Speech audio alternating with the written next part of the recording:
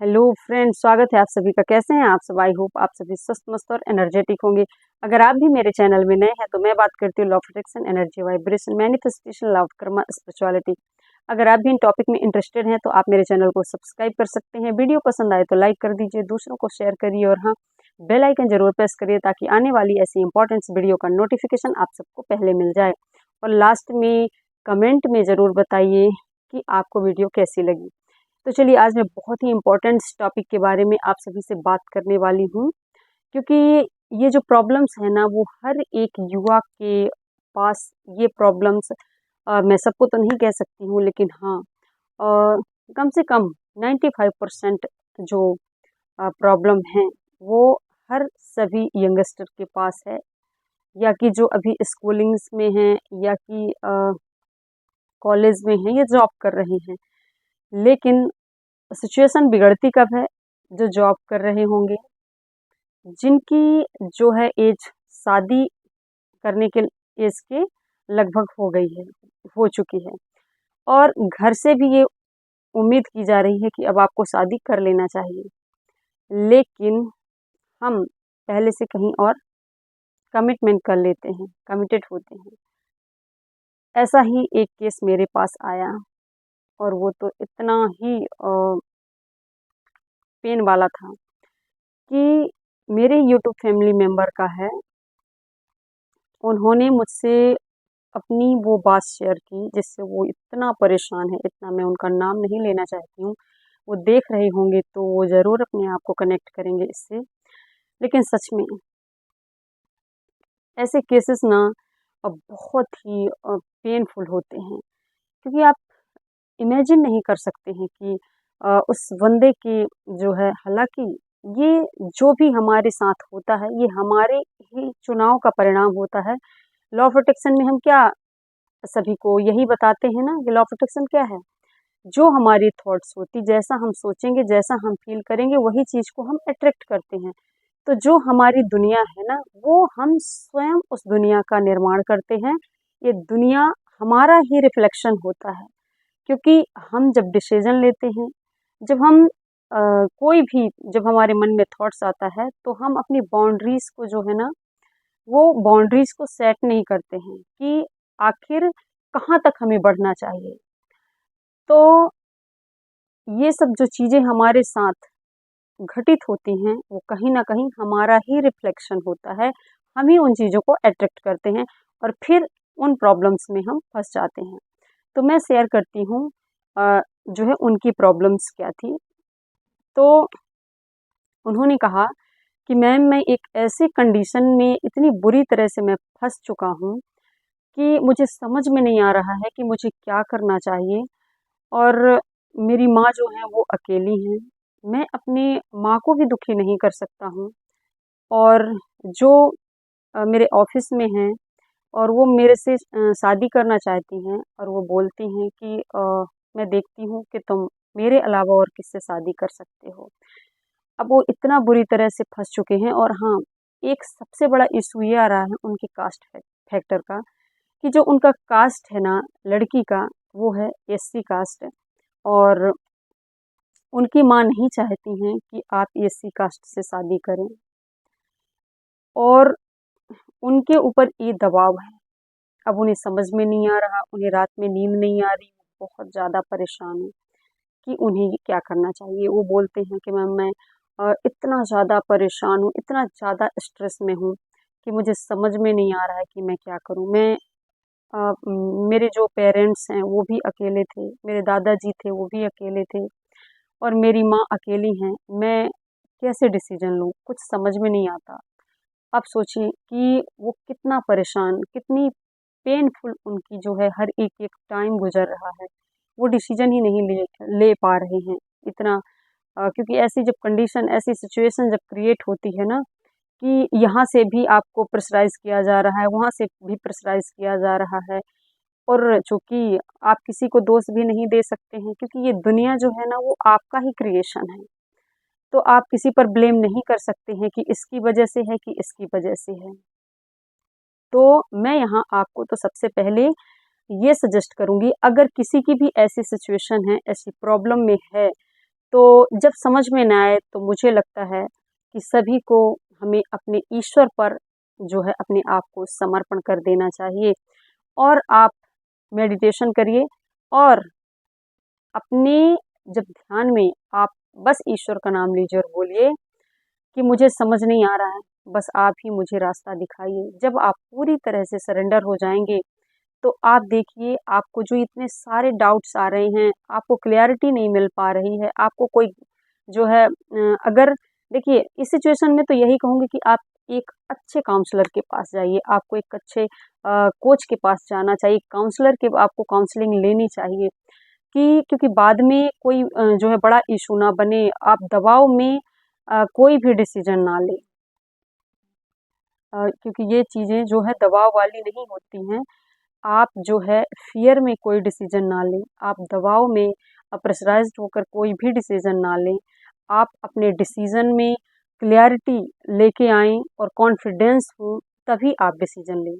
अगर आप अपने रिलेशंस को लेकर कॉन्फिडेंस नहीं है, आपको कोई भी डाउट अगर आ रहा है, कोई भी संदेह है, तो आप बिल्कुल भी कदम मत बढ़ाइए और अभी अपने आप को टाइम दीजिए और एक काउंसलर के पास आप जाइए। अगर आप अपने आप को टाइम देते हैं तो आपको क्लैरिटी मिलती है। आप फिर पूरी तरह से थोड़े टाइम के लिए अपने आप पर ध्यान करिए। आपकी सोल आपको स्वयं इसका जवाब देगी। आपके ईश्वर आपको वो रास्ता दिखाएँगे, जहाँ आपको क्लैरिटी आएगी कि आपको क्या चुनाव करना चाहिए, आपकी प्रायोरिटी क्या है ना? रिलेशनशिप में आप अपने पेरेंट्स में आप अपने रिलेशंस के वैल्यू को आप जो है इम्पोर्टेंस ज़्यादा क्या है, इसकी क्लैरिटी आ जाएगी। आप विजुलाइज़ करेंगे कि 5 साल के बाद अगर देखो आपके पास 3 ऑप्शन हैं। एक तो आप जो है दोनों फैमिलीज़ मिल कर के और इसे क्या है क्लियर कर सकते हैं। और सेकंड ऑप्शन आपके पास ये सोचने का है कि आप अपनी फैमिली को भी और अपने दोनों फैमिलियों को बैठा के और आप जो भी बात है उसे आप पहले डील करिए।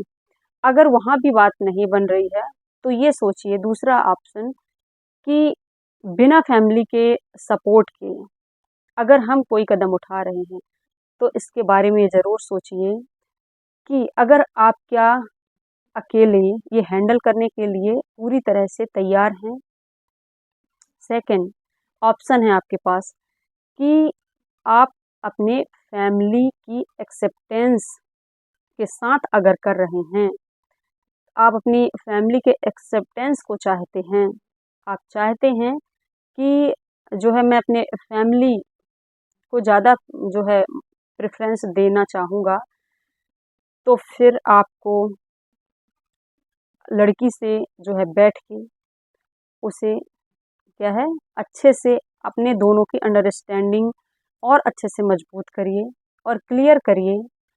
आप दोनों चाहे लड़का हो या लड़की हो, ये लड़की के केस में भी हो सकता है, लड़के के भी केस में हो सकता है। आप दोनों बैठिए और हाँ, बैठकर आप ये समझने की कोशिश करिए कि आप दोनों में जो है वो कौन-कौन सी ऐसी चीज़ें हैं जिसको लेकर आपके जो है बीच में ऐसी भिन्नता आ रही है। अगर कास्ट फैक्टर है तो फिर आप किसे सबसे ज़्यादा प्रायोरिटी दे रहे हैं आप? अगर आपकी फैमिली और इनके केस में तो इनकी माँ बिल्कुल अकेली हैं और तो इन्हें तो अपनी माँ का चुनाव करना चाहिए।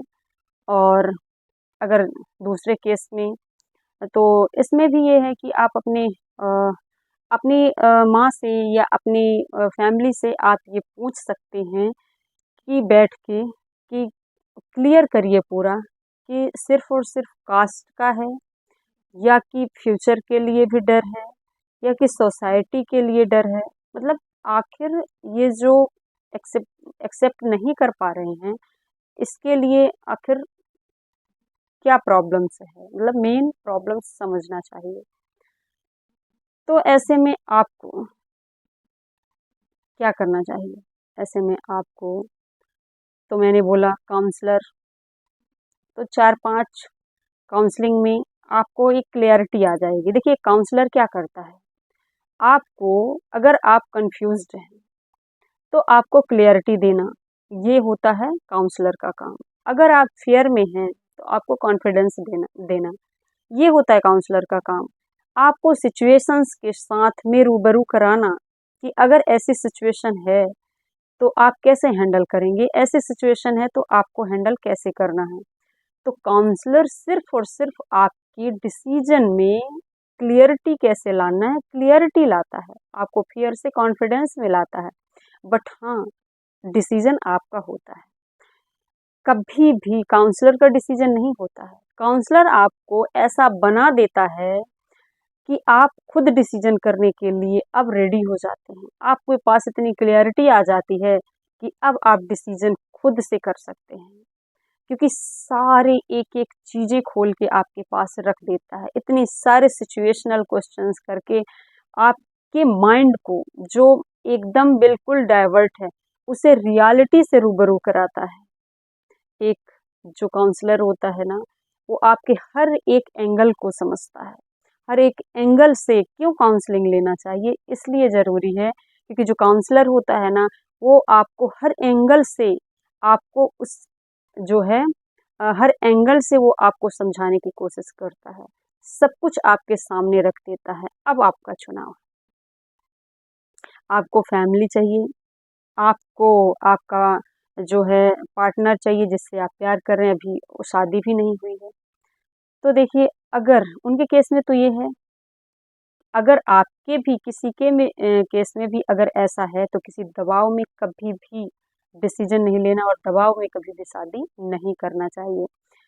अगर मान लीजिए लड़का हो या लड़की हो, अगर आपको जो है प्रेशराइज़्ड कर रहे हैं कि नहीं, मैं देखती हूँ या देखता हूँ कि कैसे आप जो है दूसरी जगह शादी कर सकते हैं या आप कैसे नहीं अपने जो है माँ-बाप के खिलाफ मेरे से क्यों नहीं अगर नहीं मान रहे हैं, तो भी आपको करना ही पड़ेगा। अगर ऐसा कुछ आपके साथ भी हो रहा है, तो आपको और भी रुक जाना है।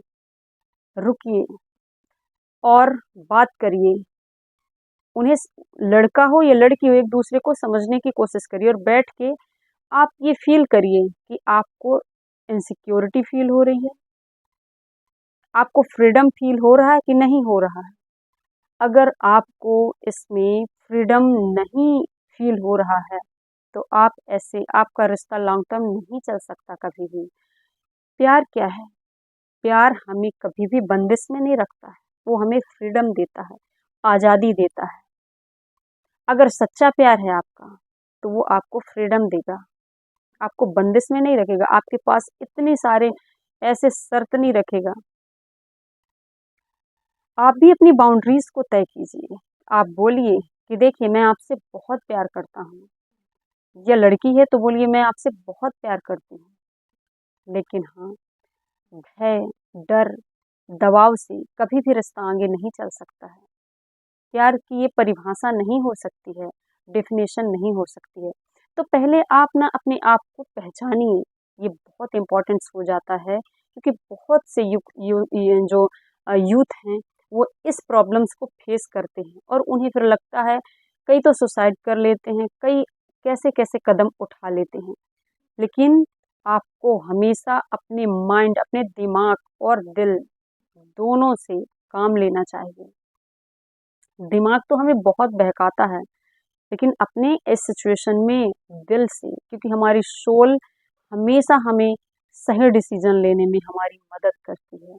आप अपने आप को भगवान पर सरेंडर करिए और लास्ट में एक ऐसी प्रेयर आपको बताऊँगी मैं, जिसे करके आप सारे प्रॉब्लम से छुटकारा पा सकते हैं। आपकी लाइफ में आपको वो क्लैरिटी मिल जाएगी कि आप सोच भी नहीं सकते कि कैसे आपके साथ चमत्कार हो गया है। मैं रिकमेंड करूँगी आपको हवाइयन प्रेयर होओपोनोपोनो प्रेयर करने के लिए।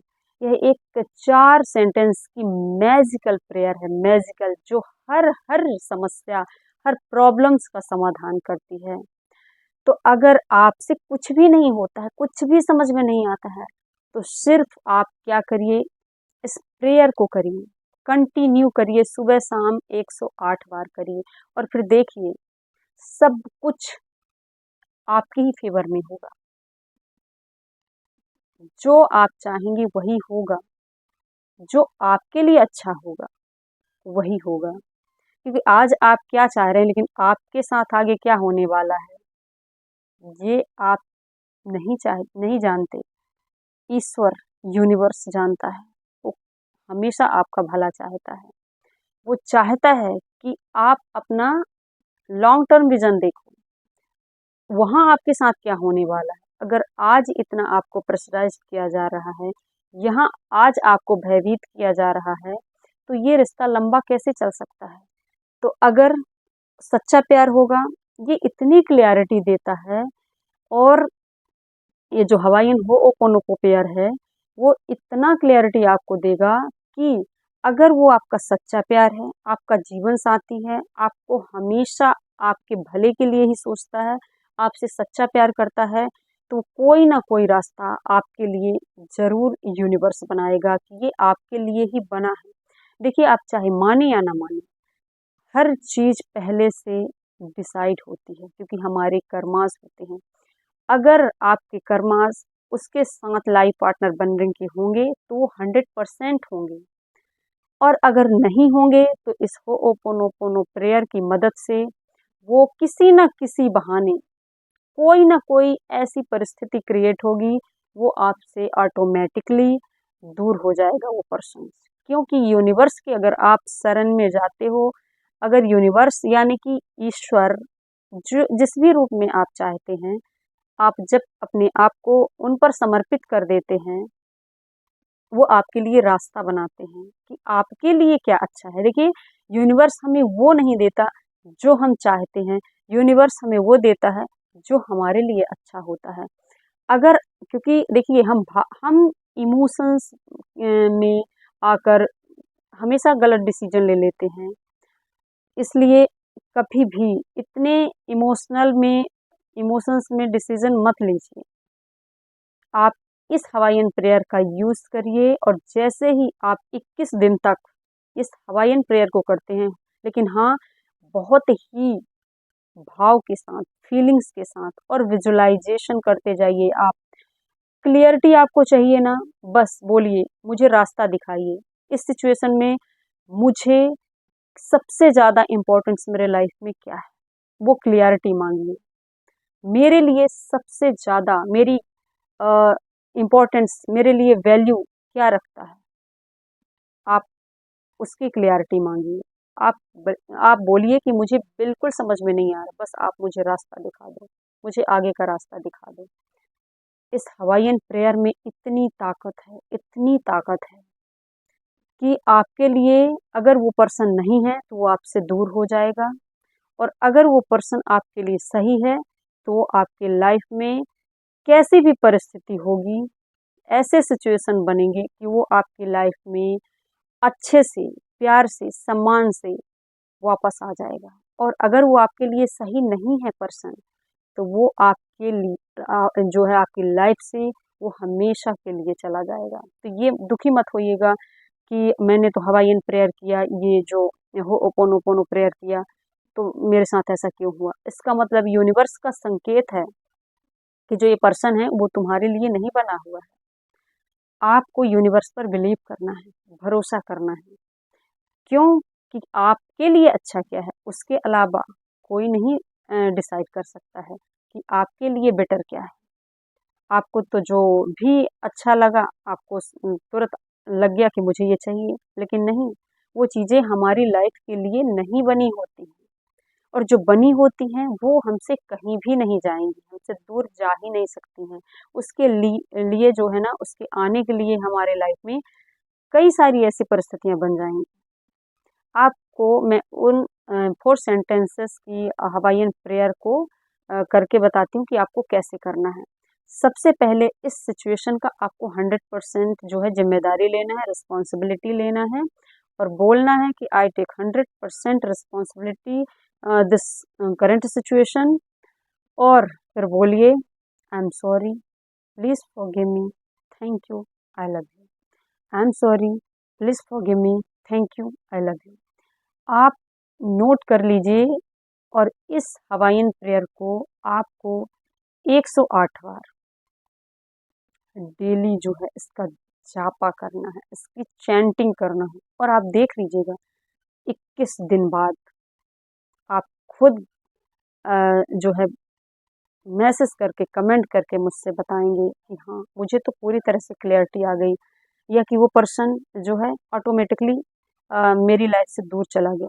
और इनके केस में तो मैं कहूँगी कि उनके लिए, जहाँ तक मेरी इंट्यूशन है, वो एससी कास्ट की हैं